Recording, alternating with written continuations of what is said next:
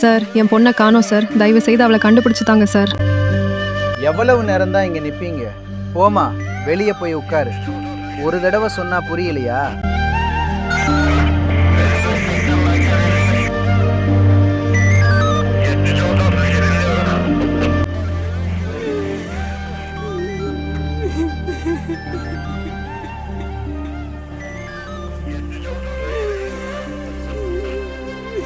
இன்னுமா இங்க இருக்கீங்க?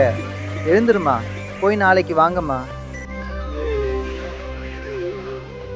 தூத்துக்குடி அருகே +2 மாணவி பாலியல் வன்கொடுமை செய்யப்பட்டு கொலை செய்யப்பட்ட சம்பவம் பெரும் அதிர்ச்சியை ஏற்படுத்தி இருக்கக்கூடிய நிலையில் தற்போது 6 தனிப்படைகள் அமைக்கப்பட்டிருக்கின்றன.